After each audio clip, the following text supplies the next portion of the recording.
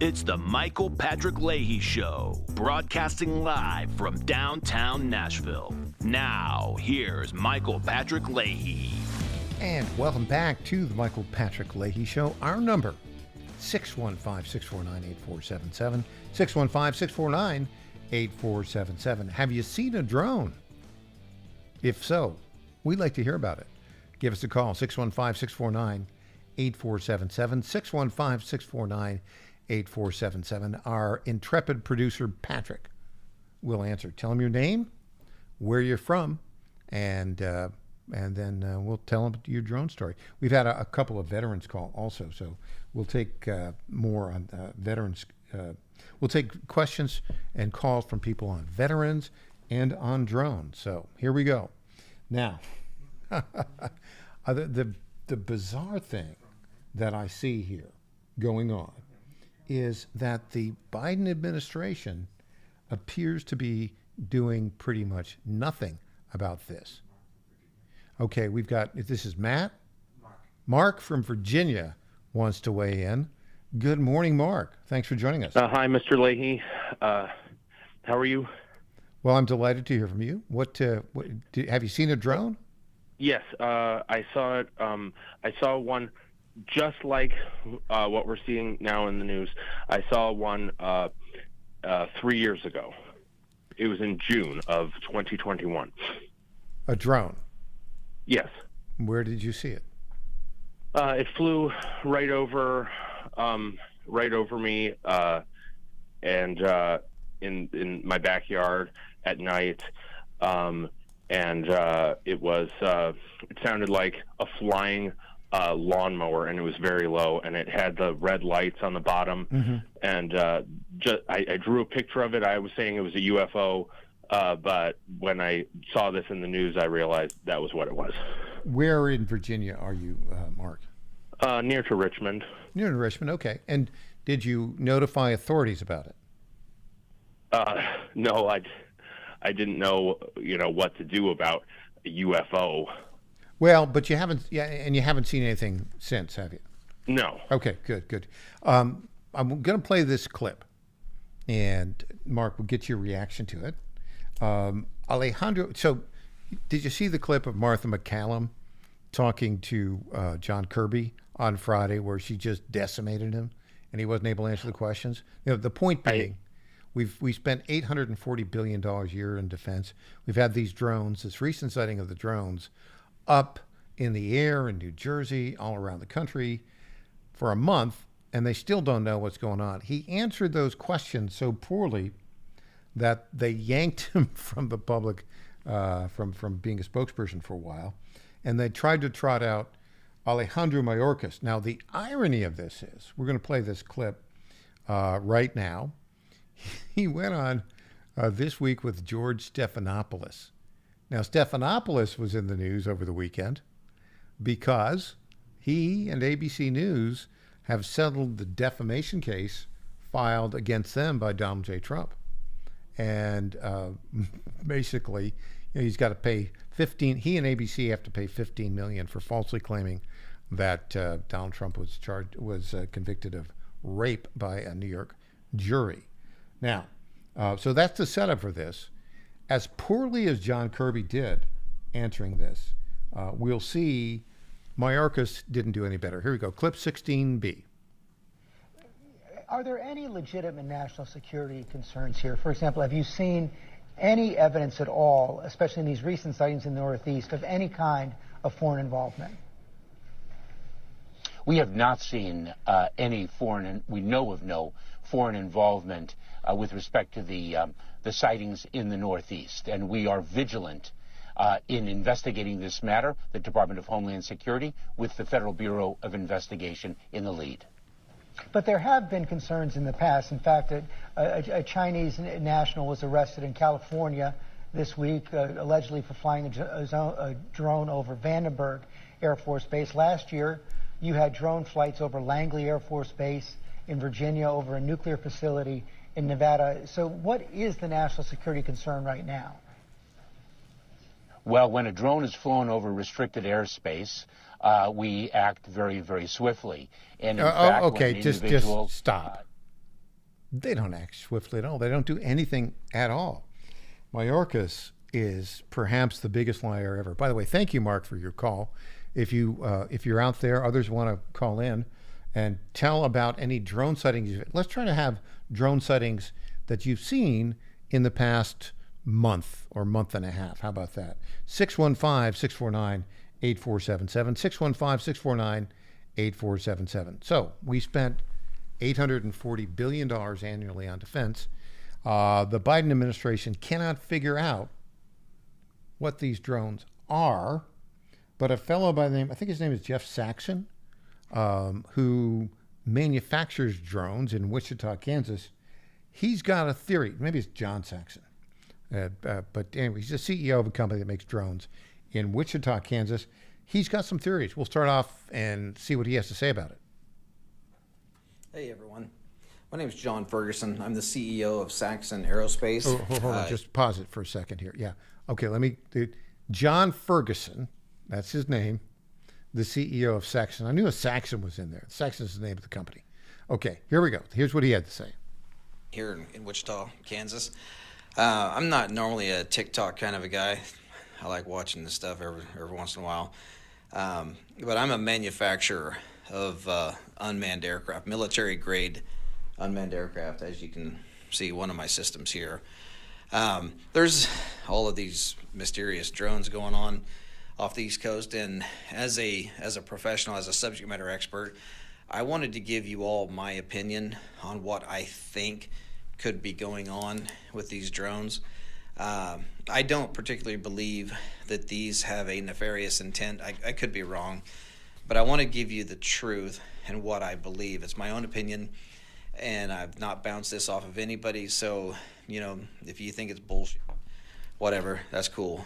Good catch. I don't want to spread misinformation, as we know that there's a lot of that going around.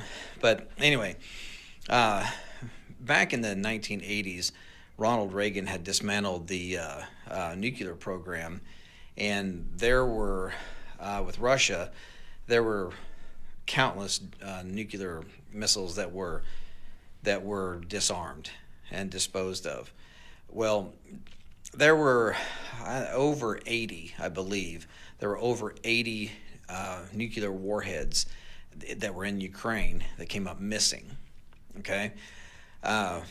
We don't know where they are. Maybe somebody does, but nobody really knows where these are. And I speak with some pretty high-level government officials on this stuff, and it seems as though that is the case.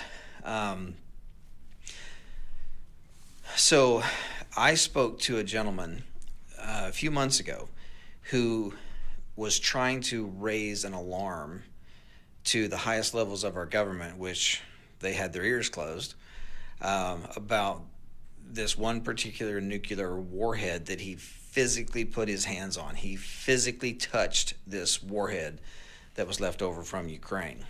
And he knew that that thing was headed towards the United States. Okay? That is a very serious deal. And everyone knows that the United States government, this administration, is pushing to get into a war with Russia. We all know that. We all feel it. We all see it. Okay? Well, back up a few years. Do y'all remember when those drones... Okay, now, look, this is kind of a lengthy description from John Ferguson of Saxon Industries. But the bottom line is, what he's about to claim is he thinks that the drones are American military, and they're looking for the possibility that there's some kind of nuclear warhead in the United States. I don't know. That's one guy's speculation. But there will be speculation until we get a firm answer on what all these drones are. We'll have more when we get back. If you want to call in, 615-649-8477. Have you seen a drone? Where have you seen it? Back after this.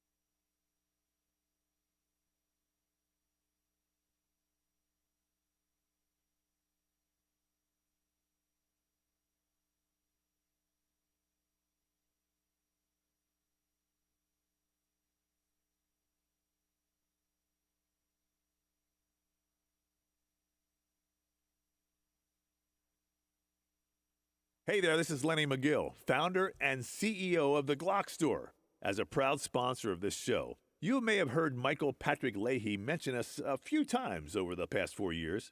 But today, it's me on the radio telling you how pleased we are to be associated with Michael Patrick Leahy and his dedication to the highest levels of professional journalism.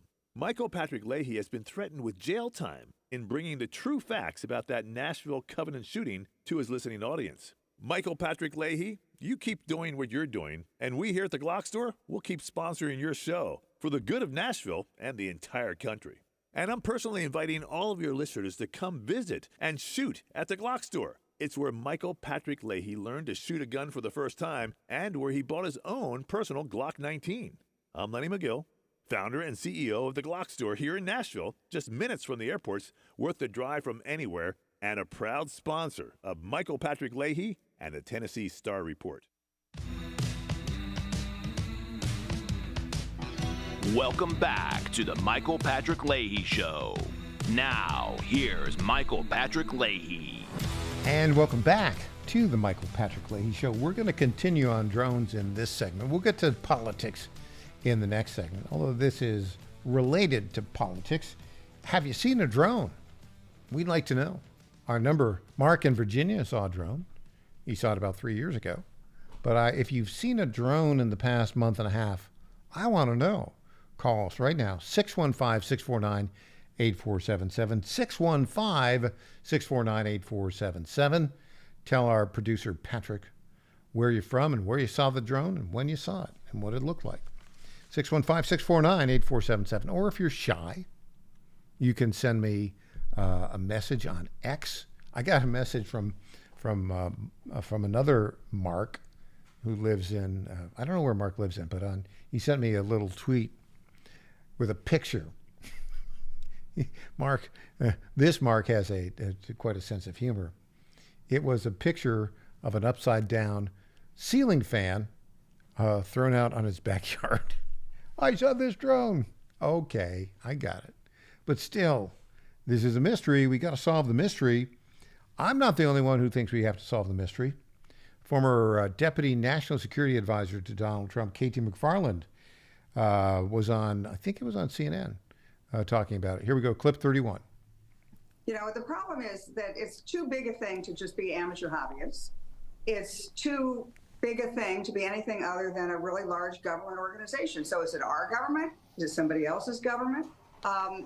There are a lot of possibilities. You know, one thing that people have talked about is, are these drones flying so low that they're trying to detect either emissions? They're flying at night, they're not flying during the day. Are they trying to find something like, you know, radiation emissions, chemical emissions? We do know that there remain unaccounted for nuclear weapons that came out of the Soviet Union at the fall of the Soviet Union. We also are worried about Syrian chemical weapons. Has Syria's been taken over? What happened to those chemical weapons? Have they not all been secured and destroyed? So there's just a lot of possibilities of what this could be. But I would go back to when I was in the White House. President Trump would have gotten on the air with the American people and said, look, we don't know what it is, but here's what we think it might be. Or it's... Yeah, and let me just say this. That's the point here. This is such a perfect, shall we say, perfectly bad ending for the Biden administration. Yeah, there's drones all over the United States of America. They're doing nothing. They're studying it. Are you kidding me? Yeah, there is reason to be concerned. There's reason to be concerned about the national security implications. I mean, we've all seen enough, you know, crazy movies and seen enough stories. Look, the movies, as it turns out, are pale imitations of real life, at least as we've seen politically in the past year. So, you know, this next 34 days, the inaction of the Biden administration is very dangerous. You've got to be prepared for the possibility that there's something very, very serious going on here.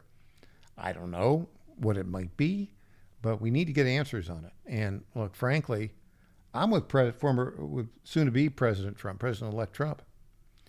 If we don't get answers in the next 48 hours, shoot them down. Shoot them all down. Boom. That's my view. But, you know, he can't do anything, which leads me to the other thing. How dangerous is the next 34 days when we have, you know, the inactive, incompetent, you know, barely awake Joe Biden as, quote, the purported president of the United States right now. It's being run by, jokers like Jake Sullivan and this John Kirby guy. And they really aren't on top of it. Here's a columnist, Dave Marcus, clip 18. Dave Marcus with his thoughts on it. Promise transparency in this administration. But in many cases, as we just showed in our montage, they don't give us answers at all. I mean, in fairness, it's very easy to see through their lies. So, I mean, that's a form of transparency. No, I mean, this is ridiculous. I looked at this drone situation, and it's just a microcosm of the whole Biden administration. First, there's the incompetence, right? I mean, knowing what gigantic things floating in the sky are is a really low bar for President of the United States, and they can't seem to meet that. Then Kirby and Mayorkas come out and they say, well, we don't know what this is, but we're pretty sure it's safe. And as you pointed out, Lawrence, that doesn't even make any sense. But the biggest problem is, why would we believe them either way at this point? As you just showed in that montage, they have lied to us about everything. They clearly don't think that the American people need to know any of this stuff. We're just supposed to trust that they're very smart people and they know what they're doing, but we don't. And that's why they're not going to be in the White House on January 21st. Very good David, point. you've been doing we'll again, our number, if you want to call in, have you seen a drone? And where did you see it? In the past couple months. 615-649-8477. 615-649-8477. Or send me a tweet on X, Michael P. Leahy. That's spelled Leahy, Michael P. Leahy. That's my account. I've had it on, X for, how many years? I opened it up in November of 2008. So here we are. That's 16 years. That's a long time. Got about 31,000 followers right now. So if you want to weigh in, we can do that. We got to look at the drone thing here. We'll get to what a New Jersey state senator said here in a bit in clip 7, but at least some people have a bit of a sense of humor. Have you seen this meme about, what's really going on with these with drones in New Jersey? There's an image. It's got a bunch of drones, and they're filling the sky, but they're carrying McDonald's packages. And then there's this picture of Chris Christie, and in his, looking like he's about 400 pounds, chowing down McDonald's cheeseburgers. The real truth about the drones. It's a food delivery system for former New Jersey Governor Chris Christie. I know it's kind of mean, but I don't know. If somebody deserves mean, it's probably Chris Christie. You know what I find interesting about the drone thing? Talk about bipartisan criticism of the Biden administration. This is what we're seeing. We're seeing this from Democrats and Republicans. Governor Hochul of New York says, we need some help. We had to shut down an airport in Orange, New York, which is it's a suburb a little north of Westchester County of New York City. Chuck Schumer's concerned about it, not happy with it.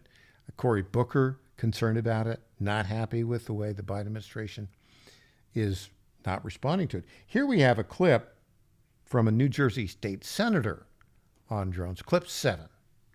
What new information can you share this morning from state and federal law enforcement? It's reached a point of almost insanity. You think about a United States senator who has to go out with the local police to look for drones. That's where a United States senator is getting information. We had a briefing from the state police, the colonel in the state police. He was frustrated. He had no idea where these drones are coming from. Not only did I call for a limited state of emergency and the FAA shutting down the airspace for drones, but also having the Department of Defense come in and answer questions. If the Department of Defense doesn't know where the origins are for these so-called drones, then we're in trouble. How can the Department of Defense not provide information to the public? This is a shock to me. I have a general belief in government, but this is taking me to the end of my belief that government is really being honest. So my guess is there is information, but they're holding it back. And now what you have is panic.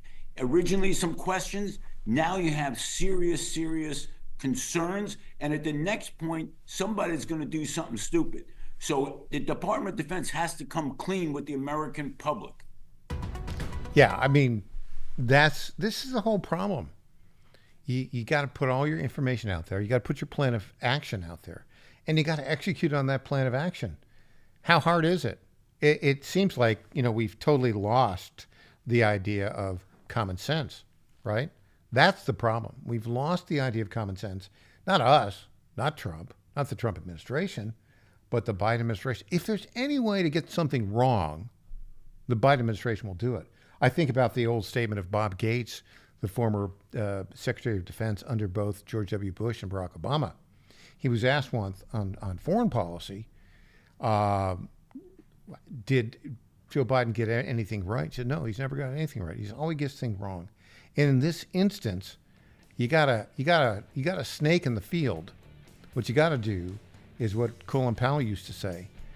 Don't study the snake, kill it. That's what they need to do. It's not what they're doing. Okay, when we come back, we've had enough drones here for a while. We're going to talk politics, and we're going to talk about ABC's Mea Culpa. Back after this.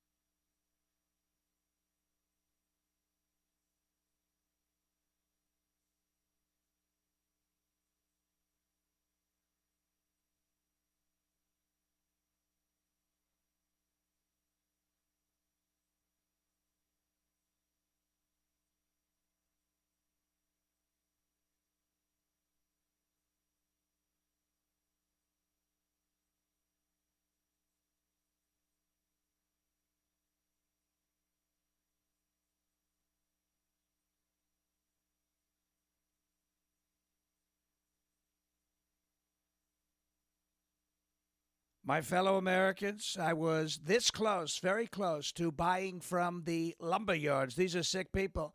But I turned my head at the last second, and I saw a big, beautiful ad for D.T. McCall's. These are highly respected people. If I had not turned my head at the last second, I would have been ripped off at some lumber yard for $200 in hidden charges, and D.T. McCall & Sons are never going to do that. They'd never do that to you. These are great people. I've known them for a long time. They have great deals, and I just have to say, nobody knows deals like I do. D.T. McCall & Sons has locations in Lebanon, Carthage, Lafayette, Cookeville, and Franklin, and they have been family-owned in Middle Tennessee for over 100 years. These are tremendous people. D.T. McCall & Sons. Check out one of their stores today. Impersonator not endorsed by Donald Trump. Welcome back to the Michael Patrick Leahy Show. Now, here's Michael Patrick Leahy. We're talking politics now. Our number 615-649-8477. 615-649-8477. Well, the big news in the political arena that broke Friday afternoon. No, it was Saturday. It was Saturday when this story broke. ABC News and George Stephanopoulos have settled the defamation case brought against them by Donald Trump.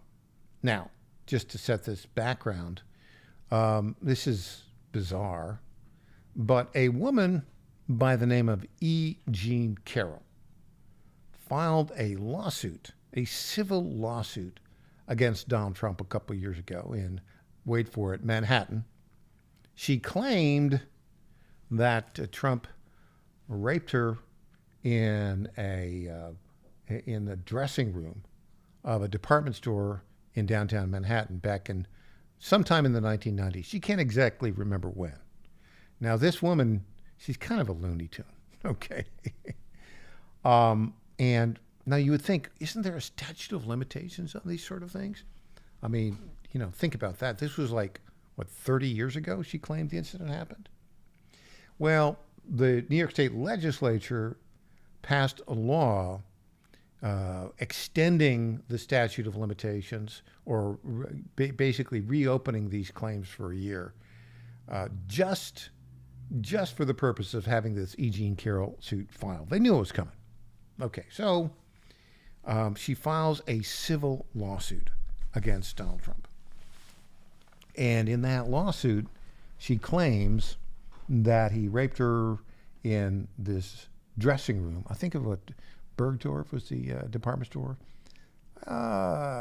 Some people say this was just a theory, a story that she picked up from the old television show Law and Order, right? Okay, so that's the background. So she sues him. It goes to a jury trial, and the jury finds him liable, not for rape, but for sexual abuse. Okay, that's a different thing than rape, a very different thing. Now, she never filed, by the way, a police report back. She can't remember what year it was. Was it 92, 93, 94? She can't remember, but she knew it happened. Okay, so the jury finds Trump liable for sexual abuse. If you look at the jury form, they say was not liable for rape. The judge in that instance then goes and says in a statement after the jury reaches the verdict, in a bizarre way, says, well, the jury found him liable for sexual abuse, which we all know is basically the same as rape. No, it's not. It's not at all the same as rape. Sexual abuse would just be the touching of the exterior touching, at least under New York law is my understanding, of private parts, as opposed to the penetration, right, which would be rape. Now, having said all that, so George Stephanopoulos, so this jury verdict comes out, and they all claim, various news outlets highlight it. She wins like what, 5 or 10 million. Then he comes out and says, Trump says, I didn't commit that crime. She's lying. And then she sues him for defamation, and she wins like, I don't know, a couple $100 million. You know how crazy Manhattan is. It's nuts. So then what happens is George Stephanopoulos back in June is interviewing Nancy Mace, the congresswoman. And she says, they get to talking about the Trump. Why are you endorsing Trump? A jury found him liable for rape. And he said, no. She says, no, I wasn't found liable for rape. She claims that she had been herself had that kind of experience in the past. But the back and forth, he says about 10 times, a jury found Trump liable for rape. That's not true. It's patently not true. He knows it's not true. The jury found him liable in a civil case for sexual abuse, which is on appeal, by the way. So Trump immediately files a defamation case there. He's going to win the case, right? ABC, because they don't want to get deposed, they announced a settlement. Now, Megyn Kelly, who's, by the way, been doing a great job, she left Fox. She went to NBC. That was a disaster. Wrong place for her to go. They basically have a settlement. She gets like $25 million. And now she's doing her own deal. And she's really good at it. She's really good. She had a few words for George Stephanopoulos about this. We're going to play a couple minutes of her clip about what George Stephanopoulos has done in the past when claims of rape and sexual abuse involved his own candidate, Bill Clinton, back in 1992. Here we go. Megyn Kelly on George Stephanopoulos. What a kind, sensitive man who clearly cares deeply about women and their sexual assault allegations. Thanks for being an ally, George. I see how concerned you are that victims might not come forward if they are publicly attacked by their rapist or his defenders. To be sure, that is a very real concern. It happens all the time, which you know, because you invented it. Remember? When you created a whole command center designed to smear Bill Clinton's sexual assault and rape accusers so you could elevate him right into the presidency. The attorney representing many of Bill's accusers, and there were many, George, Juanita Broderick, Kathleen Willey, Paula Jones, Jennifer Flowers, to name just a few, said you and James Carville, at Hillary Clinton's direction, formed a so-called war room, whose purpose was, quote, to destroy any woman that would challenge Bill Clinton. You know the war room. They made a whole movie about it. George Stephanopoulos. I'm Director of Communications. Bush was on the defensive. Another good night for Bill Clinton. 3 debates, 3 wins. I guarantee you that if you do this, you'll never work in Democratic politics again. Such a tough guy. This attorney points out that you don't like to talk about this particular behavior, George. Maybe that's why you skipped it in your discussion with Nancy Mace. But as you know, private detectives were hired. The women say they were threatened, and they were publicly shamed by you and your well-funded team. Did you worry then that this behavior might shame victims from coming forward? You admitted in your own memoir that Hillary Clinton told you about one accuser, quote, we have to destroy her story. Did you object? Did you say, that's shaming? No. In fact, you later described yourself as Bill Clinton's, quote, enabler.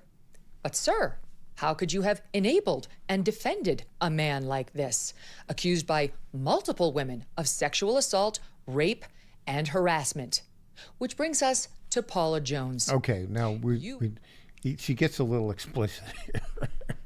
And because we're radio, not podcast, we can't get... But here's the point. George Stephanopoulos is a hypocrite. There's no question about that. And I think in this settlement, he's got to pay $1 million of it out of his own pocket. I think that's fantastic. And by the way, the money, the $15 million total, is going to the Donald J. Trump Presidential Library. Boy, I love that idea. Look, we've got several things going on here before such a library were ever to be built. First, we've got 34 days of, I don't know what we call this, interregnum. Are we in purgatory here, waiting for the inauguration? What could possibly go wrong? A lot of things could go wrong because right now, with the drone situation, with the foreign wars that are going on, and the bad decisions being made by the Biden administration, right now is a dangerous, dangerous time. because Trump is, in fact, the president-elect, but he's not in office yet. So the levers of power are still in the hands of the Biden and his team, and they're just doing everything to goof things up in a big way. But having said that, I think it's just delightful that Stephanopoulos is going to have to pay George Stephanopoulos is going to have to pay Donald Trump $1 million, and ABC is going to have to pay them a total of $15 million. That's $15 million in damages and $1 million for legal fees, so $16 million total. It's just great. Now, this is going to be kind of interesting as we talk about politics and the dearth of any ideas on the Democrat side. Our friend Stephen K. Bannon was up at the New York City Republican, I think it's a Young Republicans Club, over the weekend. And he likes to troll the Democrats. He is a master of trolling Democrats. I'm just going to play this clip, and I'll tell you what he's trying to do here when he says this. Here we go. Stephen K. Bannon, clip 21, yesterday in New York City. Donald John Trump is going to raise his hand on a King James Bible and take the oath of office. His third victory in his second term. And the Viceroy, Mike Davis, tells me, since it doesn't actually say consecutive, that, I don't know, maybe we do it again in 28. Are you guys down for that? Trump 28? Come on, man. Okay. That is what's called a Steve Bannon master troll, right? What he's doing is he is basically trying to get reactions from the left. He's got them already. Steve knows what the Constitution says about this. I think it's the 25th Amendment. No president can be elected more than twice. So the whole non-consecutive thing it doesn't make any sense. And he's been elected and installed. This will be twice. That's it. Now, you could twist and turn in a variety of ways to say, well, if he were to be elected vice president in 28, and the president then would just, resign, and then he could become the president. Yeah, that is way out there, and that's not going to happen. I'll tell you why. I'll tell you exactly why. Look, Donald Trump has a vision, and that vision is to make America great again. And we got 4 years to do it. Really, probably 100 days, right? 100 days, 2 years. That's where all the changes are going to happen. Donald Trump will be happy, and has already said he's not going to run again in 2028. That is Stephen K. Bannon being a master troll of Democrats, and they are falling for it. Hey, we'll have more when we get back. This is the Michael Patrick Leahy Show.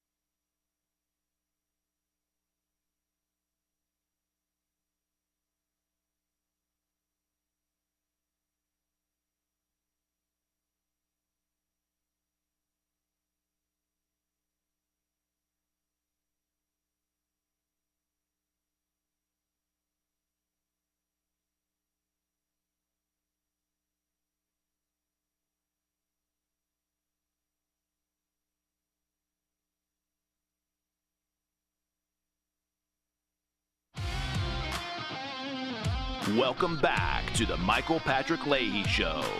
Now, here's Michael Patrick Leahy. Welcome back, 615-649-8477, 615-649-8477. Love to hear from you. Okay, here's where we are.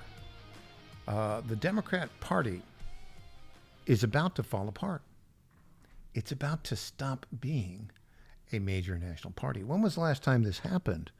When a party just disappeared? You'd have to go all the way back to the 1840s, 1850s, when the Whig Party, you know, the party of internal improvements, that party, when it just died, whoosh, went away.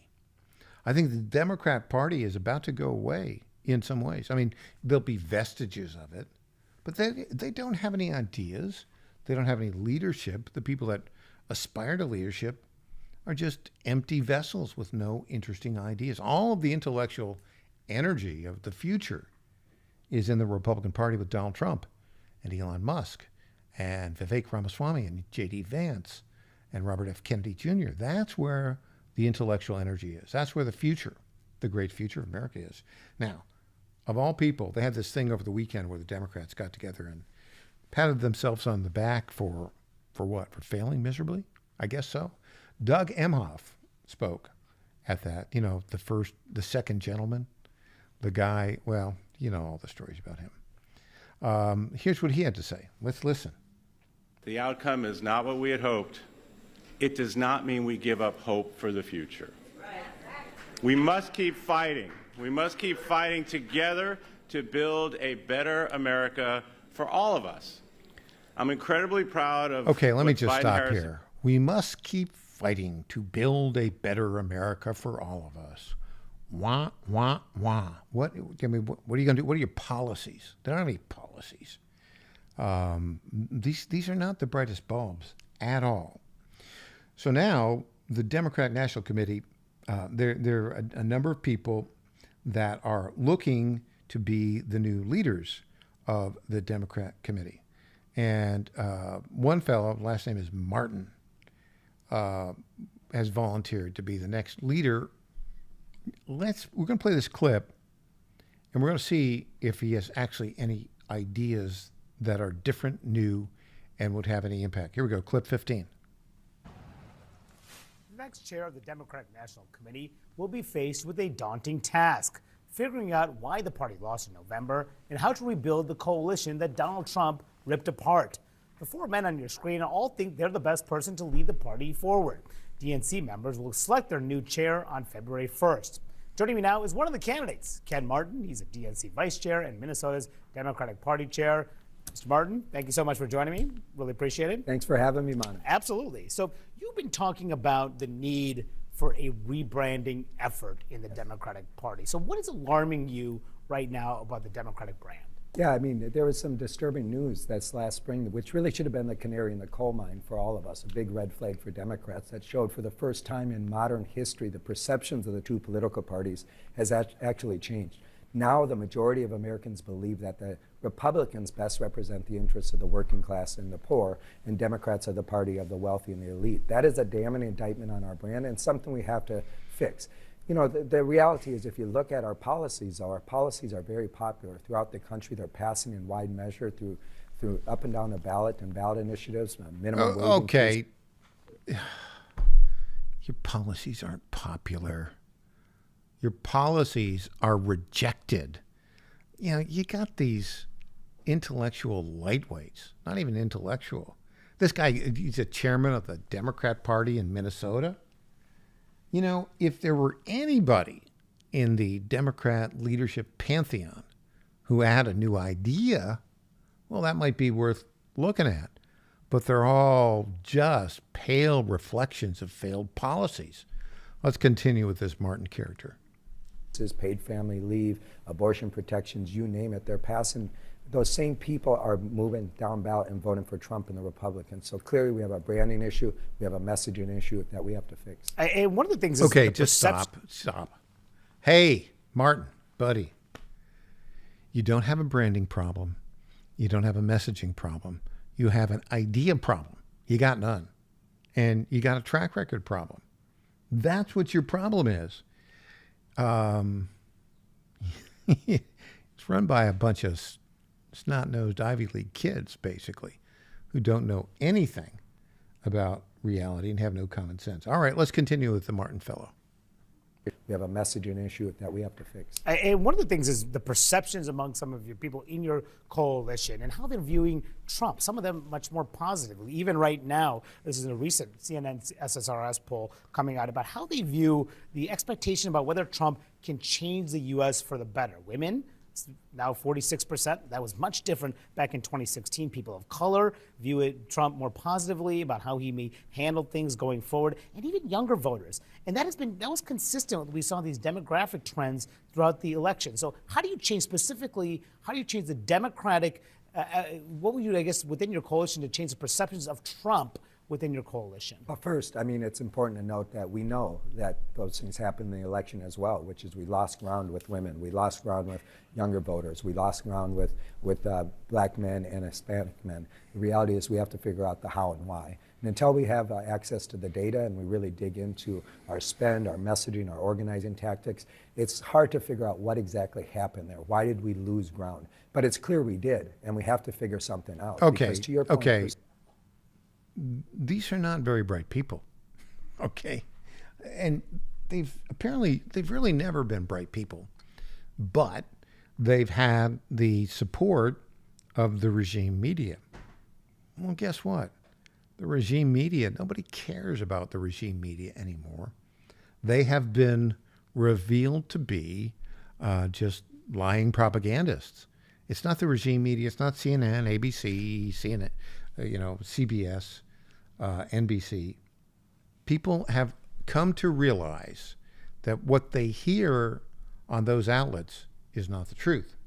What they hear on the Michael Patrick Leahy Show, on the John Frederick Show, on podcasts like Joe Rogan, from Charlie Kirk, from Stephen K. Bannon, what they read at the Tennessee Star or the Star News Network, the Virginia Star, that is the truth.